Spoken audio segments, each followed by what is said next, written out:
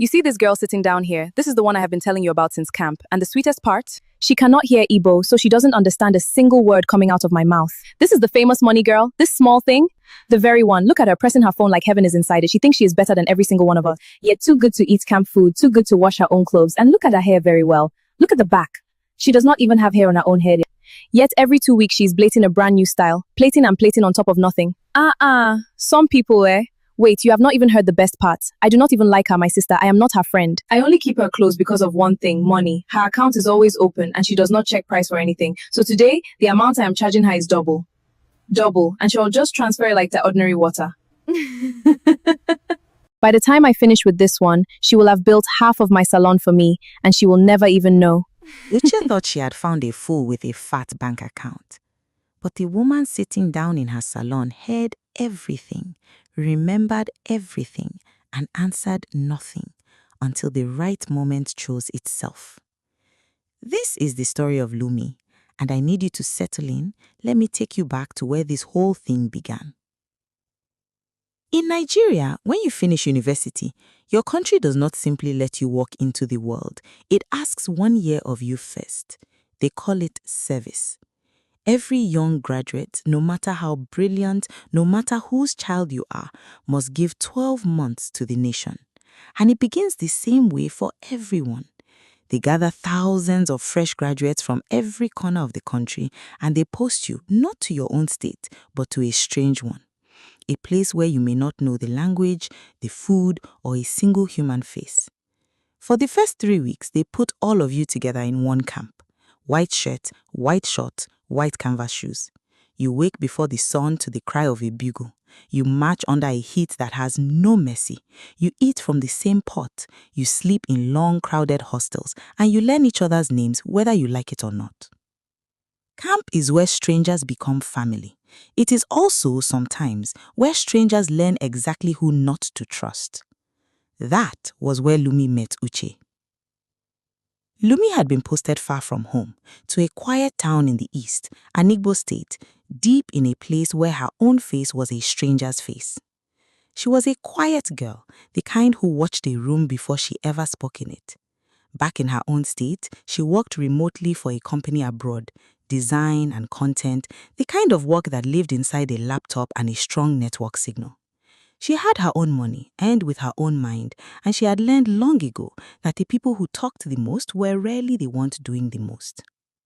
She did not announce herself in camp, but people noticed her anyway.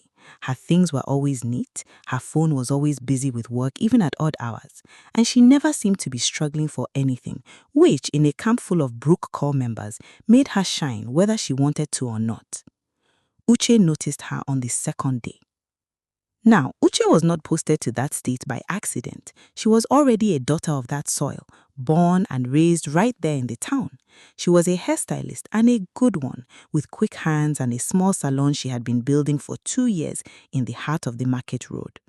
When the posting letters came, Uche had pulled every string within her reach to make sure she served right there, in her own state, a stone's throw from her own shop. Because to Uche, service here was never about the nation, it was about exposure. A camp full of young people was a camp full of future customers, and she intended to live with as many of them inside her phone as she could manage. So, when Uche's eyes landed on the quiet girl with the steady money and the neat edges, Uche did what she did best. She smiled, she moved closer, and she made herself useful.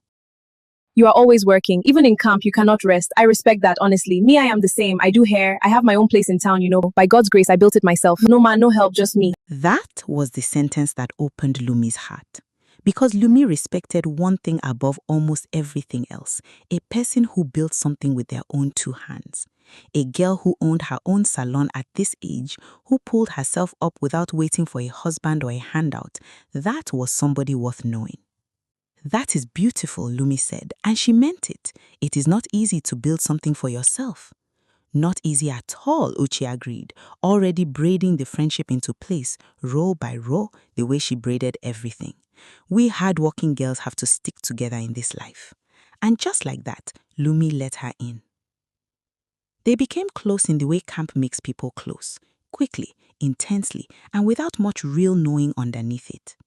3 weeks is not enough time to know a person's true face. It is only enough time to learn the face they choose to show you.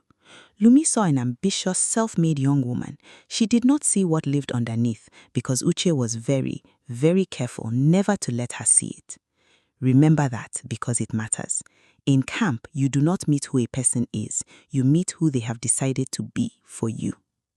When the 3 weeks ended and everyone scattered to their postings across the state, Lumi made a decision that surprised even her. She decided to stay back in that town. The place suited her. It was quieter than the city she came from, the rent was kinder, and her work followed her wherever there was light and a signal.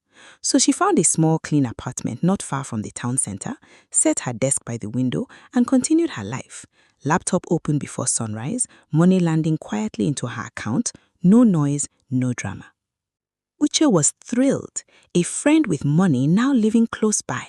She could hardly believe her luck. "You have to come to my salon," Uche kept saying, every single time they spoke. "Ah, Lumi, you have not even seen my work yet. Come and do your hair. Come and see what your friend can do for you."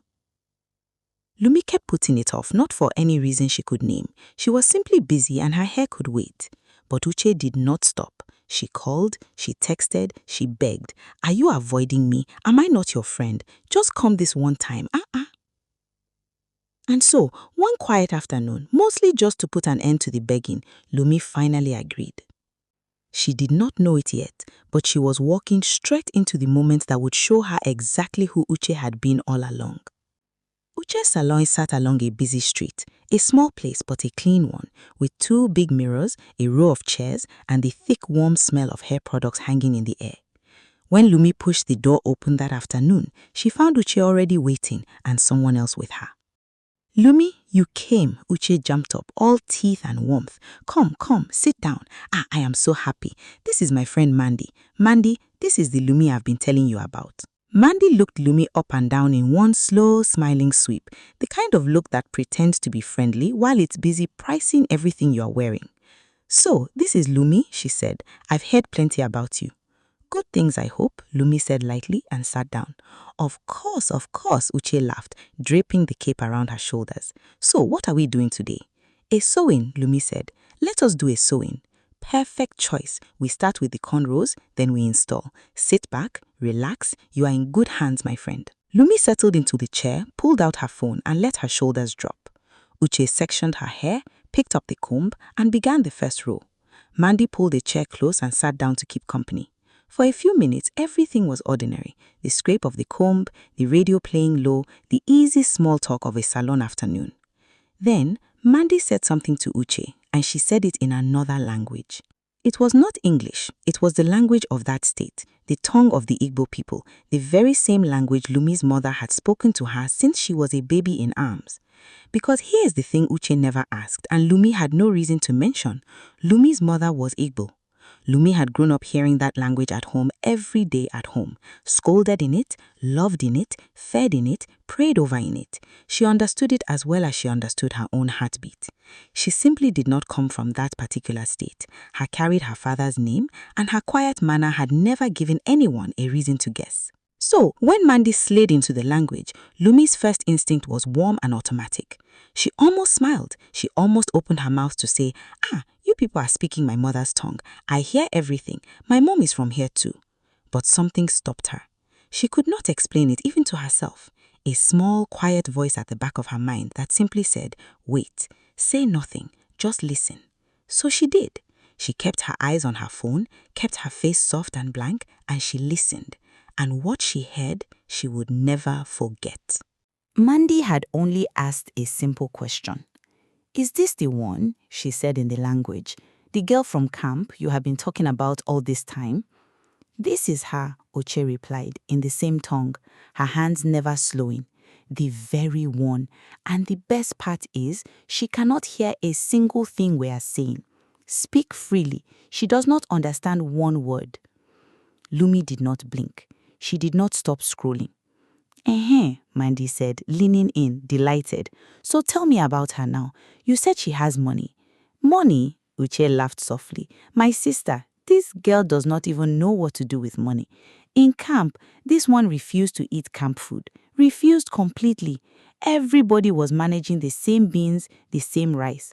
But Madame here was ordering food from Mami Market 3 times every single day, like a small queen.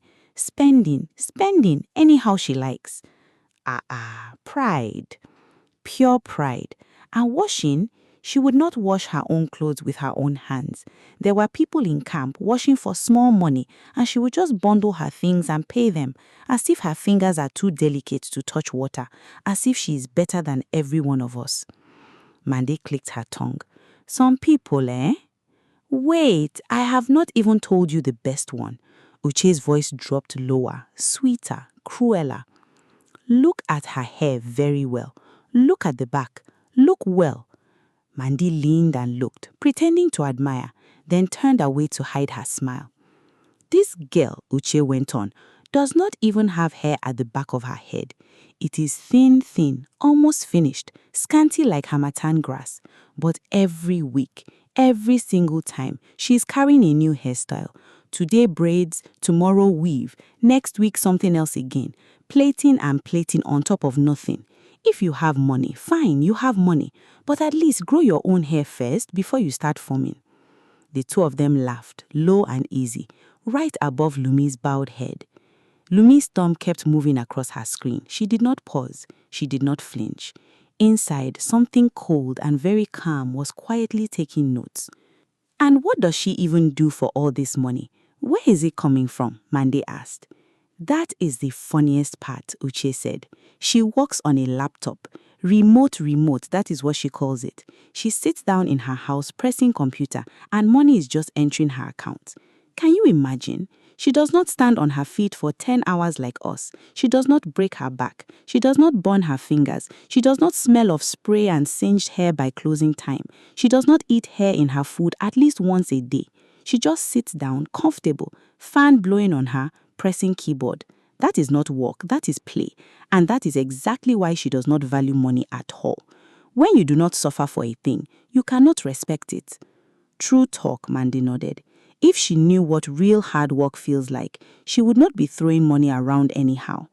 Exactly. So me, I have a plan. Uche's smile widened in the mirror, though Lumi did not look up to catch it. This her hair. The price I am charging her today is double. Double, my friend. And she will not even notice. She will just transfer it like it is ordinary water. And I will keep doing it every single time she comes. Why not? God has sent me a customer who does not check price. Who am I to refuse a blessing from above? Mandy laughed so hard she had to hold her own chest. You are wicked. You are too much, Uche. It is not wickedness, it is business. And let me be honest with you, since the girl cannot hear, I do not even like her. I have never liked her. The way she carries herself, that quiet pride of hers, it irritates my spirit. But money is money, so I will keep her close, I will keep smiling in her face, I will keep collecting. As long as her account is open, she is my best friend in this world. The day the money stops, that is the very day the friendship will die. You are a smart girl, Mandy said, encouraging her like petrol on fire. Use what you have. These big money people, they think we are stupid. They think because they have small dollars, the rest of us should bow down for them. Bleed her well. Don't worry, Uche said, patting another section with a flourish. By the time I am finished with this one, she would have built half of this salon for me without even knowing it. She is paying for my next dryer. She is paying for my generator. She just hasn't realized it yet. And the two of them laughed again. And through all of it, every word, every cackle, every cruel little joke about her hair and her work and her so-called pride, Lumi sat. She scrolled. She breathed slowly. She said absolutely nothing. She had heard everything. And quietly, completely, she had already decided everything. Now, before I tell you what Lumi did next, and trust me, no one in that salon was ready for it, let me ask you something. Have you ever sat quietly in a room while people insulted you, not knowing that you understood every single word they were saying? Have you ever watched somebody smile sweetly to your face while they sharpen the knife behind their back? If you have, drop one sentence in the comments right now. Just type, I can relate. That single sentence, so I know you have stood where Lumi stood. And tell me, at this exact point in the story, What would you have done? Would you have shouted? Would you have stood up and walked out? Or would you have stayed calm like Lumi? Let me read your answers. And before we continue, hit the subscribe button below. Uche walked for hours. The cornrows went down neat and tight, line after clean line. Then the wefts went in, row after row, the sewing slowly taking shape under her quick practice fingers. And she was good. Lumi could not deny that even now. The hair was coming out beautiful. By the time the last weft was sewn in place, and Uche reached for the scissors to trim and shape it, the afternoon light had turned golden through the salon windows. There, Uche said, fluffing it out, beaming into the mirror with all her false sugary warmth.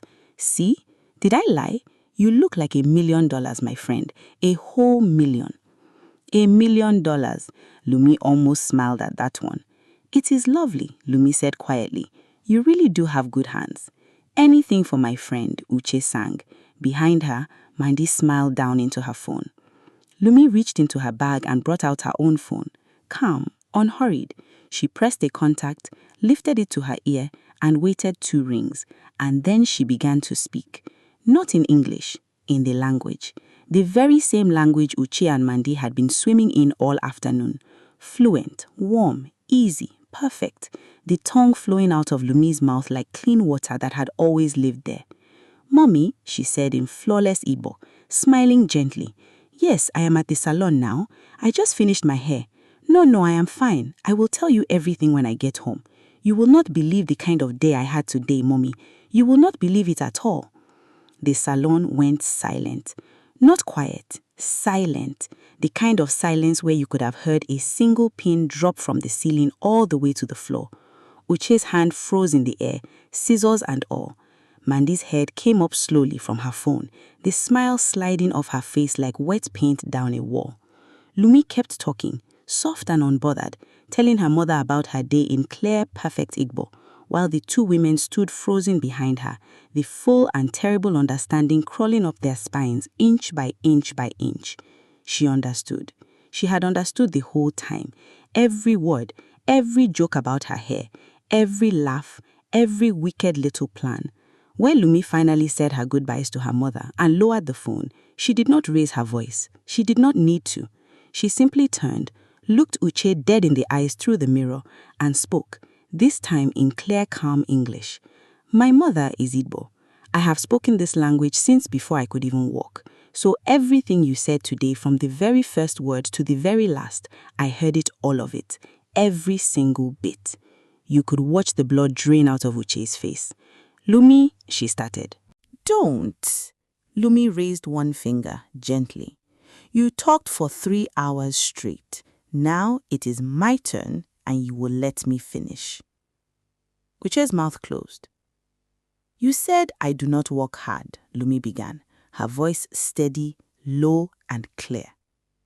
I work 8, 10, sometimes 12 hours a day with my mind, with my brain. I create things out of nothing. I solve problems that companies on the other side of the world pay me good money to solve because they cannot solve them themselves. That is a skill. That is not everybody's portion in this life.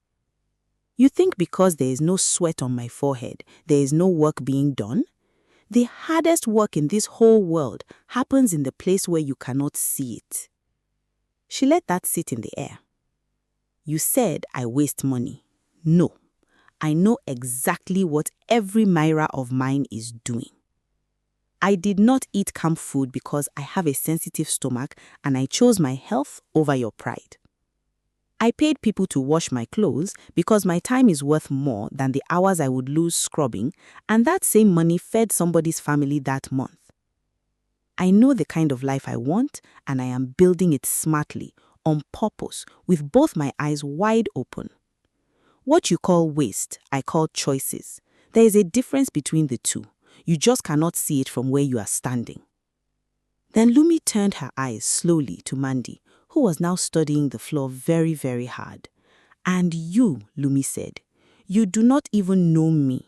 You sat down here and helped a person spoil the name of someone you have never met in your life, laughing, encouraging, adding pepper to the soup. You two suit each other perfectly. You know why? Because you are both snakes. The only difference between you is that one of you happens to be holding a comb." The room was so quiet it almost hurt to breathe in it. "You said," Lumi continued, turning back to Uche, "that you would keep me close for as long as possible, that you are not really my friend, you only want my money. Well, I have good news for you, Uche." She smiled, and there was nothing warm left in it. "As long as possible is today. This right here is the last day." Uche's lips trembled. "Lumi, please, let me explain. It was just talk. We were only joking. "There is one more thing," Lumi said, reaching up and lightly touching the beautiful sewing Uche had just spent 3 hours installing. "I do not want this in my hair. I do not want your hands, your words, or your dirty energy sitting on top of my head, following me home, sleeping where I sleep. So you are going to take it out. All of it. Now." For a long moment, Uche did not move. Her eyes were wet, her face hot with shame, and Mandy beside her had gone completely silent, suddenly very interested in the direction of the door. But Lumi only looked at her and waited, calm, settled, a woman who knew exactly what she wanted and was in no hurry whatsoever to get it. And so Uche, the hairstylist who had bragged about charging double, who had laughed about a future dryer paid for by a fool, Uche picked up her scissors with shaking hands and began to take it out, weft by weft, row by row, undoing her own work, all those hours of it, in front of her silent friend and her silent salon. Her cheeks burned the entire time. She did not say one single word. There was nothing left in her mouth to say. When the last cornrow was finally loosened and Lumi's own hair, thin at the back and all, was free again, Lumi stood up. She straightened her clothes. She brought out her phone one last time. "How much is a sew in here?" she asked. "The real price, the normal price, not the price for fools." Uche named the true amount in a voice barely louder than a breath. Lumi transferred it, exactly that, not 1 naira more, no tip, no extra, just what the service was honestly worth, and absolutely nothing for the disrespect. "Thank you for the lesson," Lumi said. "It was very educational." Then she picked up her bag, walked to the door, and left the salon without once looking back. If that moment gave you chills, you are not alone, my friend. So do me one quick favor right now. If you're enjoying this story and you want to see more like it, tap that subscribe button and tell me the honest truth in the comments. Was Lumi right? Should she have taken out the entire sewing, or should she have just left it in her hair and walked quietly? Some of you are going to say she should have collected her hair and gone. Some will say she shouldn't have even paid anything, and others will say she did exactly the right thing. Let me hear your voice. And if you have ever had to walk away from a fake friend who only ever wanted what they could squeeze out of you, type "I can relate." Tell us your story and let us see how many of us there really are. Lumi went home that evening, washed the whole day off her skin, and slept well. By morning, she was right back at her desk, laptop open, sunlight on the wall, money landing quietly in her account, exactly as before. She did not call anyone to gossip. She did not post a single word about it online. She simply closed that chapter the way she closed everything in her life, quietly, completely, and she moved on. That's the thing about people who carry real peace. They don't need to make noise about their enemies. They simply stop giving them a seat at the table. But Uche's story did not end so gently. Because here is what Uche forgot in all her cleverness. She had spent that whole afternoon laughing freely with a snake. And a snake does not bite only the strangers. Mandy, the friend she trusted, the one she had gossiped with so openly, turned out to be exactly the kind of person Lumi had called her to her face. Within days, Mandy was carrying the story all over the town, but not the true story. In Mandy's mouth, it became something else entirely, something bigger, something juicier. You will not believe what happened in Uche's salon. Uche was there insulting a customer in Igbo, calling the poor girl a fool to her face, planning to overcharge her double, and the babe understood every single word, everything. She disgraced Uche inside her own salon, made her remove the whole hair she had just finished fixing. I was there, I saw it with my 2 eyes. She told it at other salons. She told it at parties. She told it to customers, to friends of customers, to anyone with 2 working ears. And every single time she told it, Uche shrank a little smaller in the eyes of the town. Now, word travels fast in a small town. Soon, the same women who used to fill Uche's chairs began to think twice. Because who wants to sit down for 3 long hours in a salon where the stylist might be insulting you in a language you do not speak? Who wants to hand over their head and their hard-earned money to a woman who calls her own customers fools behind their backs? Who laughs at the hair they're supposed to be styling and caring for? The hair they're supposed to make the customers feel good about? One by one, the appointments thinned out. The regulars quietly found other salons. The bright little shop Uche had built with her own 2 hands grew quieter, and then it grew quieter still. The same mouth Uche used so freely to spoil Lumi's name had now, through Mandy, been used to spoil her very own name. And the friend she chose, the snake she kept close because they laughed at the same cruel jokes, that very friend was the one who finished her. Because a person who gossips with you about others will always in the end gossip about you to others. The tongue that enjoys spoiling one name today is only practicing for yours tomorrow. Uche learned that lesson the hardest way there is, in the very chair where she once thought she was so clever. As for Lumi, she never went back. She never needed to. Her hair grew, slowly, the way real things grow. Her walk flourished, her peace stayed whole and untouched. And somewhere across that same town, in a salon that grew emptier by the month, a clever girl sat alone and replayed an afternoon she could never, ever undo. Lumi had not raised her voice. She had not fought. She had not even been cruel. She had simply listened and waited, and then, at exactly the right moment, allowed 2 people to face the full weight of their own words. Because that is the truth so many people learn far too late. Quietness is not foolishness. The fact that someone is not talking does not mean that they are not listening, and the language you think is your secret weapon may turn out to be the mother tongue of the very person you decided to underestimate. Never insult the river while your feet are still in the water. You never know who taught the river how to swim. Thank you for staying with me all the way to the very end. It truly means everything to me that you sat through this whole story. If it touched you, share it with somebody who needs to hear it. And if you have not done so yet, join our growing family by subscribing. And do not go anywhere just yet. There's another story waiting for you right now on your screen. Another tale of quiet people, sharp lessons, and justice that arrives at exactly the right time. Go ahead and tap on it. I promise you it is worth every single minute. I will see you there.